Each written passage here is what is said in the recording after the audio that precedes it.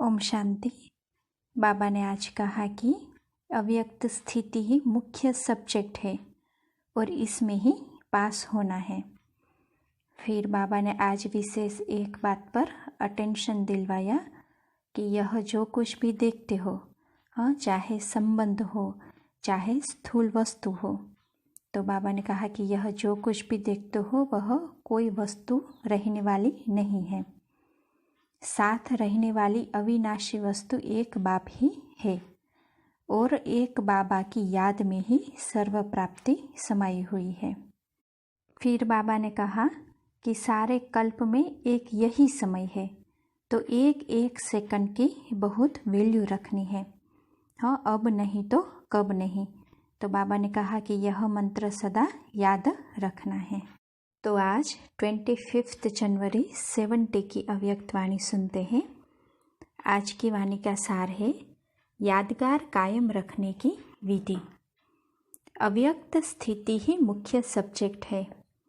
व्यक्त में रहते कर्म करते भी अव्यक्त स्थिति रहे, इस सब्जेक्ट में ही पास होना है।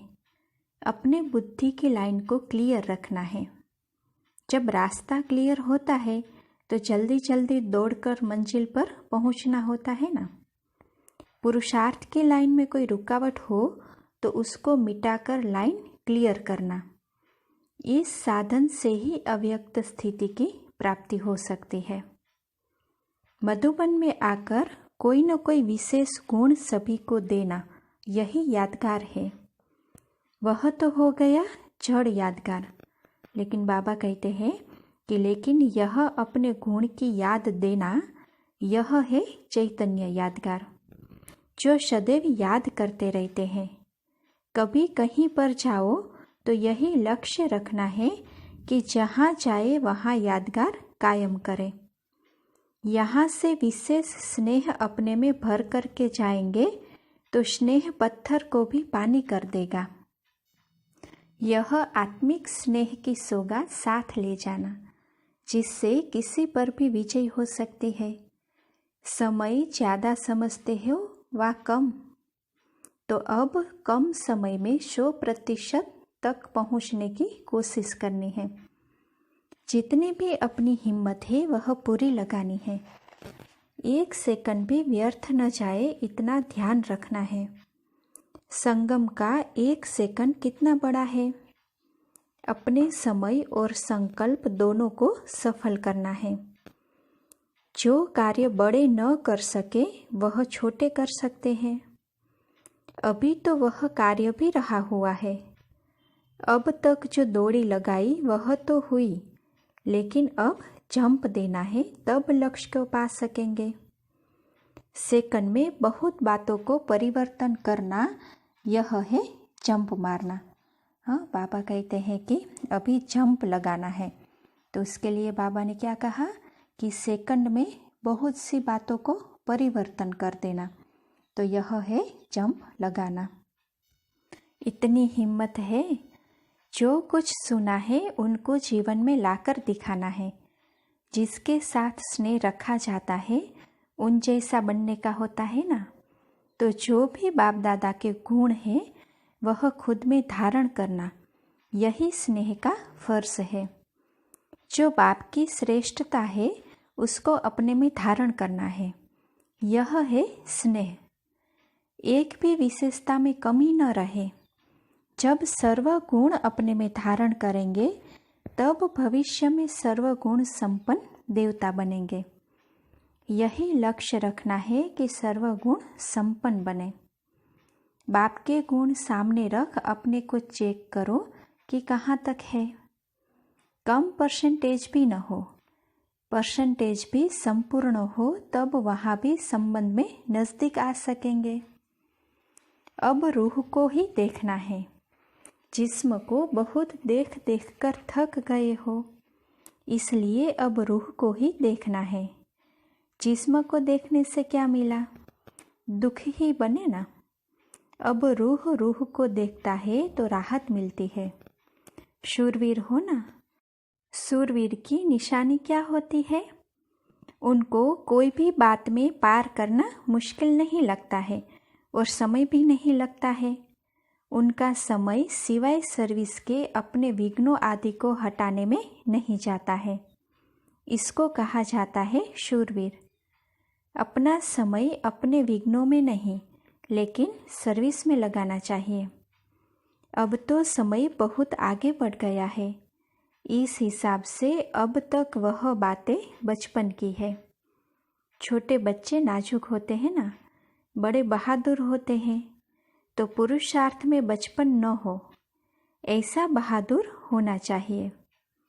कैसे भी परिस्थिति हो, क्या भी हो, वायुमंडल कैसा भी हो, लेकिन कमजोर न बने, इसको शूरवीर कहा जाता है।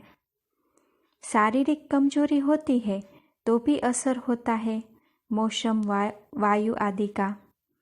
तंदुरुस्त को असर नहीं होता है। तो बाबा कहते हैं कि तो यह भी वायुमंडल का असर नाजुक होता है। वायुमंडल कोई रचयिता नहीं है, वह तो रचना है। तो बाबा कहते हैं कि रचयिता ऊंचा व रचना। हाँ, तो किसी ने कहा कि रचयिता। तो देखो बाबा क्या कहते हैं, तो फिर रचयिता रचना के अधीन क्यों? अब शूरवीर बनने का अपना स्मृति दिवस याद रखना, यह स्मृति भूलना नहीं। ऐसा नक्शा बनकर जाओ जो आपके नक्शे में बाप को देखे। अपने को संपूर्णता का नक्शा दिखाना है। हिम्मत है तो मदद जरूर मिल जाएगी। अब यह समझते हो कि यहाँ आकर ढीलेपन में तेज आई है। अभी पुरुषार्थ में ढीले नहीं बनना है। संपूर्ण हक लेने के लिए संपूर्ण आहुति भी देनी है। कोई भी यज्ञ रचा जाता है तो वह संपूर्ण सफल कैसे होता है? जबकि आहुति डाली जाती है। अगर आहुति कम होगी तो यज्ञ सफल नहीं हो सकता। हाँ, तो बाबा कहते हैं कि यहाँ भी हर एक को यह देखना है कि आहुति डाली है। जरा भी आहुति की कमी रह गई तो संपूर्ण सफलता नहीं होगी। जितना और इतना का हिसाब है। हिसाब करने में धर्मराज भी है, उनसे कोई भी हिसाब रह नहीं सकता। इसीलिए जो कुछ भी आहुति में देना है वह संपूर्ण देना है और फिर संपूर्ण लेना है। देने में संपूर्णता नहीं तो लेने में भी नहीं होगी। हाँ, बाबा कहते हैं कि जितना देंगे उतना ही लेंगे। जब मालूम भी पड़ गया कि सफलता किस में है, फिर भी सफल न करेंगे तो क्या होगा? हाँ, तो बाबा कहते हैं कि कमी रह जाएगी। इसलिए सदैव ध्यान रखो कि कहाँ कुछ रह तो नहीं गया। मनसा में, वाणी में, कर्म में कहाँ भी कुछ रहना नहीं चाहिए।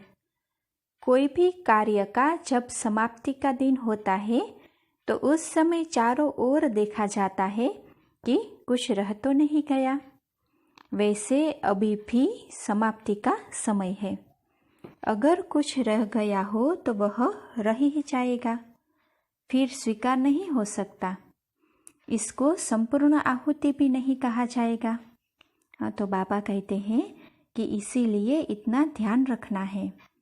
अभी कमी रखने का समय बीत चुका, अब समय बहुत तेज जा रहा है।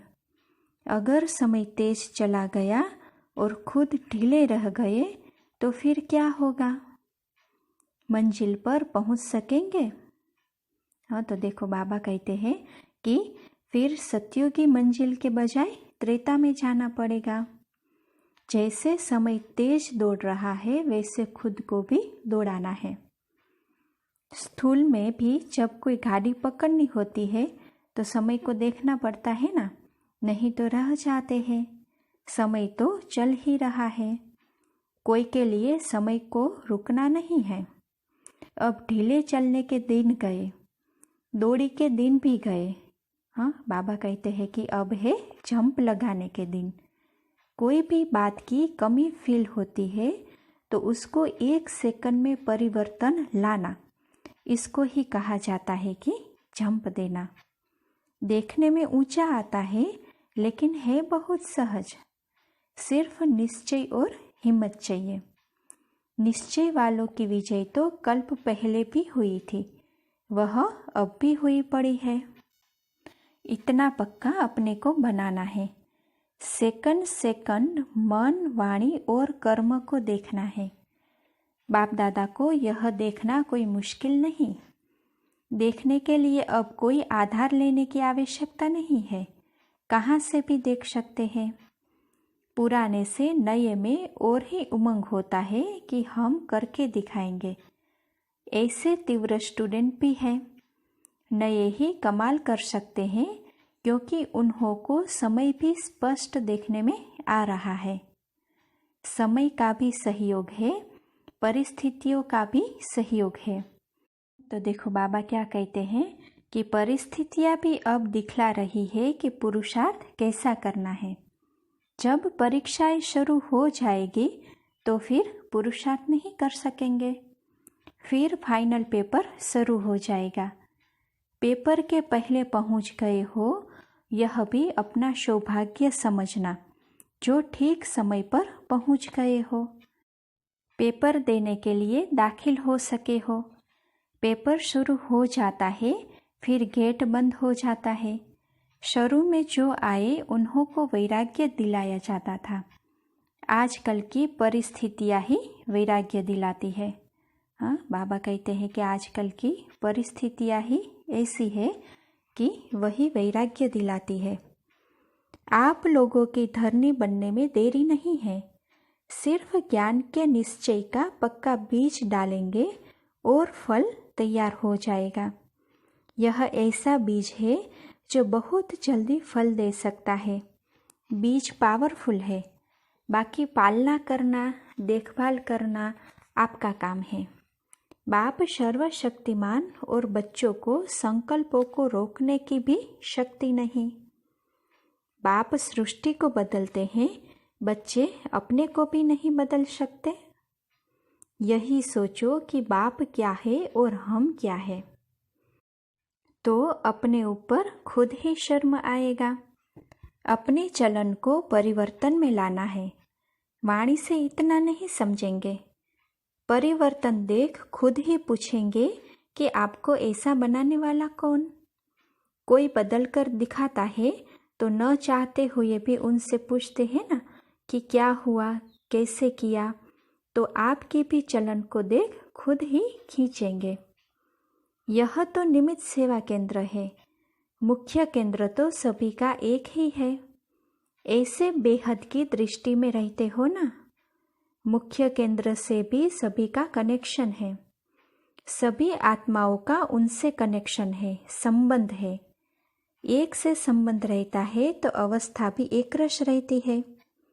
अगर और कहाँ संबंध की रग जाती है तो एक रस अवस्था नहीं रहेगी। हाँ, तो देखो बाबा कहते हैं कि तो एक रस अवस्था बनाने के लिए सिवाय एक के और कुछ भी देखते हुए न देखो। यह जो कुछ देखते हो वह कोई वस्तु रहने वाली नहीं है। देखो बाबा कितनी गूढ़ी बात बताते हैं कि साथ रहने वाली अविनाशी वस्तु वह एक बाप ही है। एक की ही याद में सर्व प्राप्ति हो सकती है, और सर्व की याद से कुछ भी प्राप्त न हो तो कौन सा सौदा अच्छा। देखभाल कर सौदा किया जाता है या कहने पर किया जाता है। हाँ, तो बाबा कहते हैं कि यह भी समझ मिली है कि यह माया सदैव के लिए विदाई लेने थोड़ा समय मुखड़ा दिखलाती है। अब विदाई लेने आती है, हार खिलाने नहीं, छुट्टी लेने आती है। अगर घबराहट आई तो वह कमजोरी कही जाएगी। कमजोरी से फिर माया का वार होता है। अब तो शक्ति मिली है ना।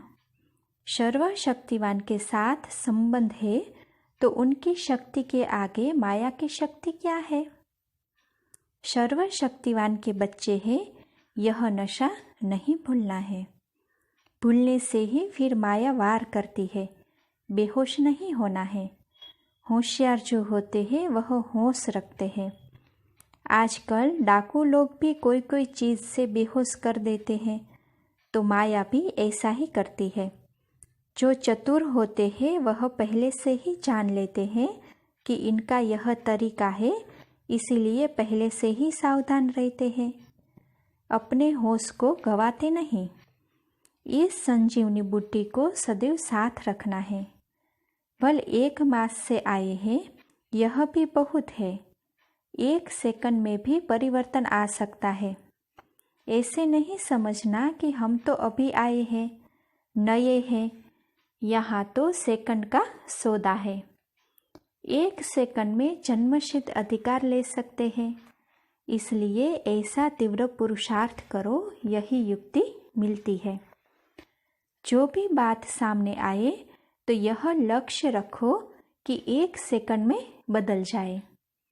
सारे कल्प में यही समय है।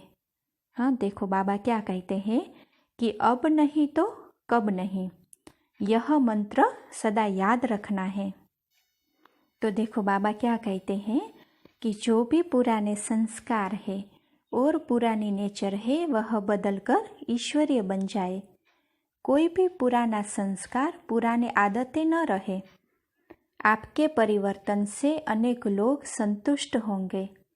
सदैव यही कोशिश करनी है कि हमारी चलन द्वारा कोई को भी दुख न हो। मेरी चलन, संकल्प, वाणी, हर कर्म सुखदायी हो। यह है ब्राह्मण कुल की रीति।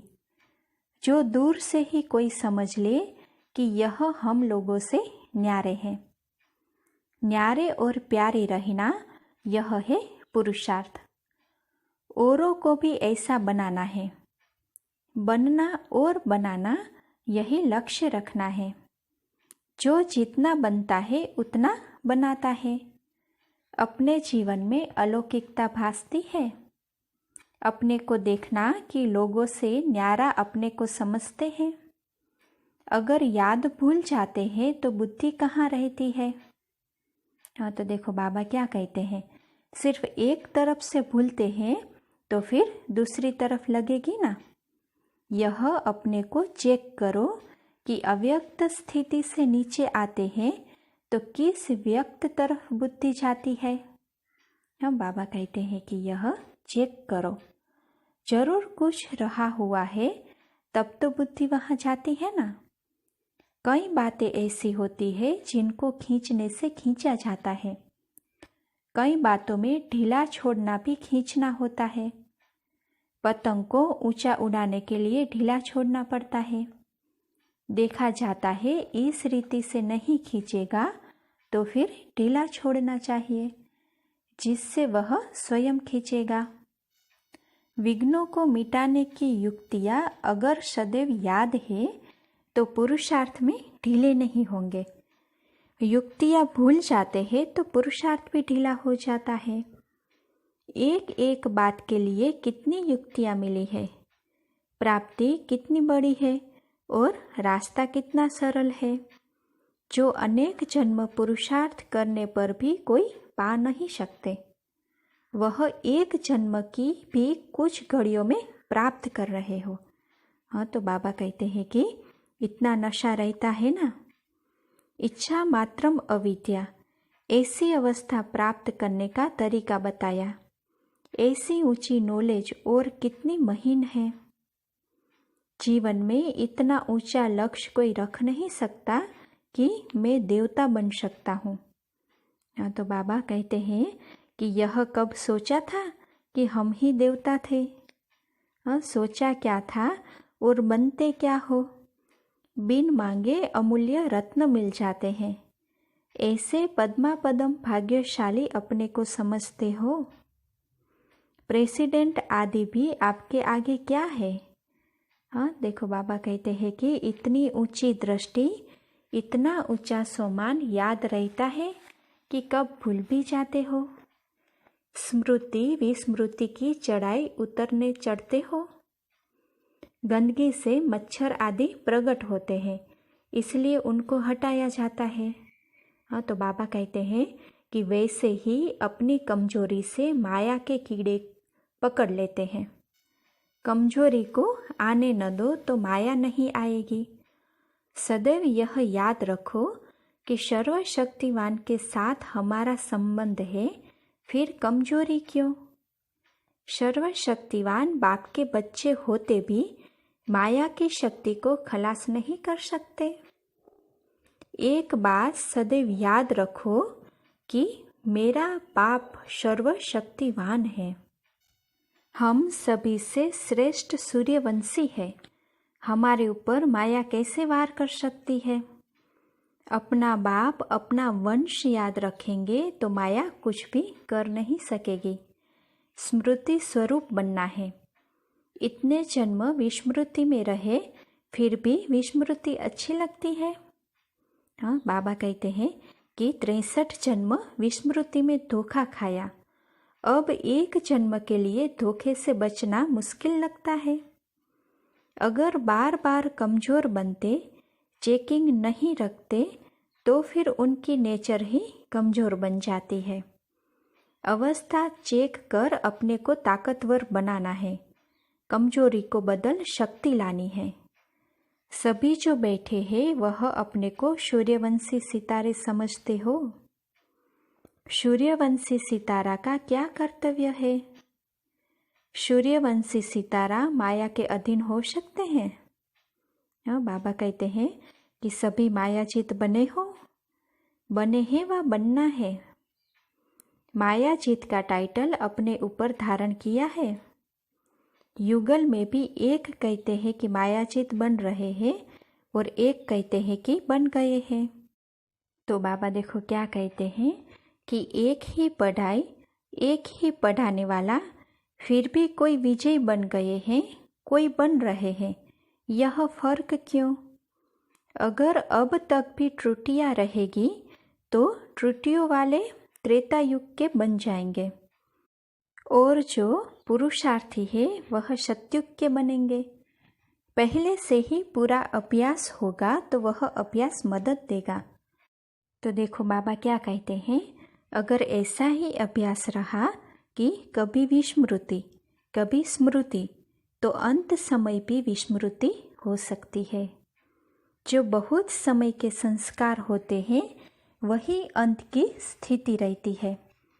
लौकिक रीति से जब कोई शरीर छोड़ता है, अगर कोई संस्कार दृढ़ होता है, खान पान का व पहनने आदि का, तो पिछाड़ी समय भी वह संस्कार सामने आ जाता है ना।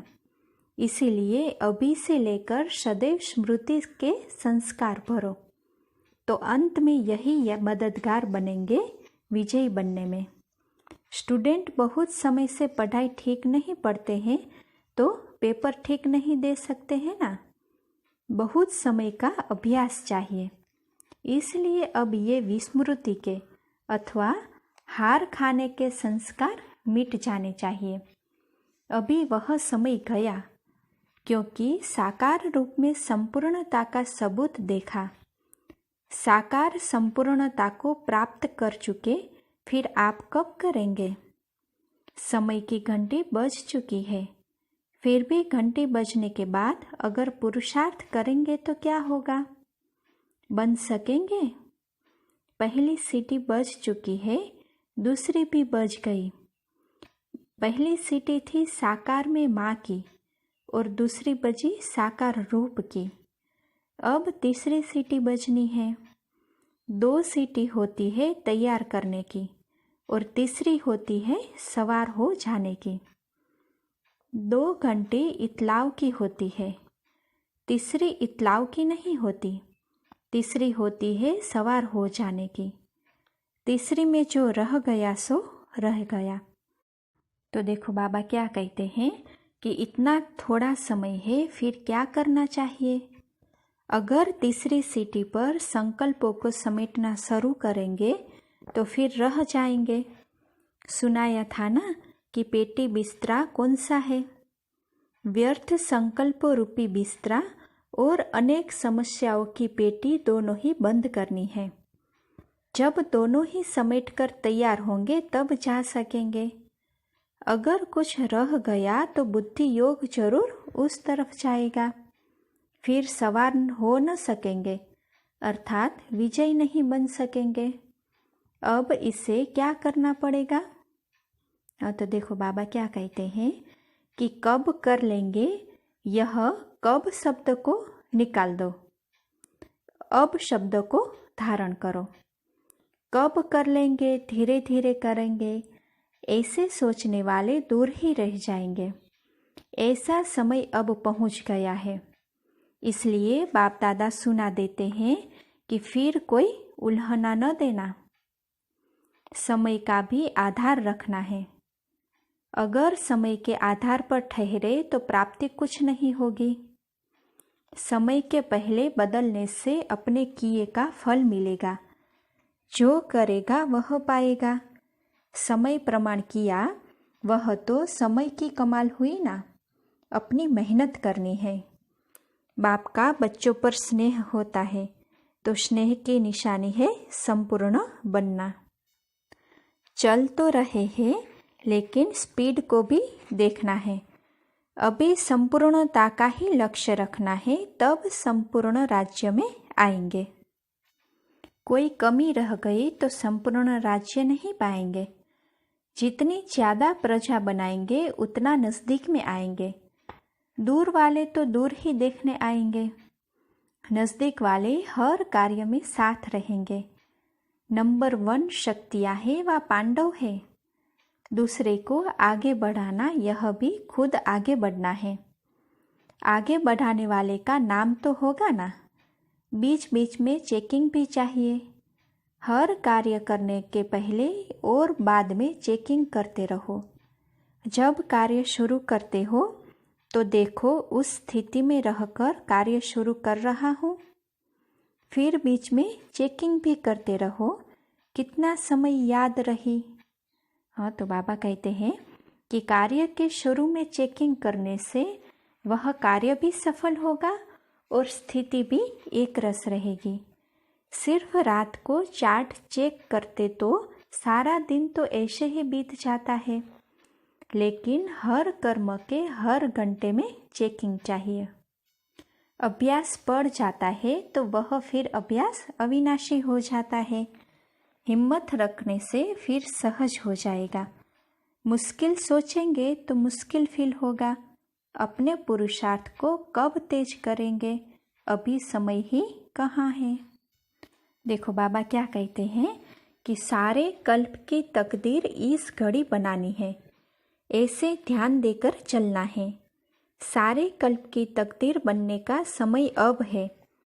1 सेकंड में पद्मों की कमाई करनी है। 1 सेकंड गवाया गोया पद्मों की कमाई गवाई। अटेंशन इतना रखेंगे तो विजयी बनेंगे। 1 सेकंड भी व्यर्थ नहीं गवाना है। संगम का 1 सेकंड भी बहुत बड़ा है। 1 सेकंड में ही क्या से क्या बन सकते हो, इतना हिसाब रखना है। अच्छा, ओम शांति।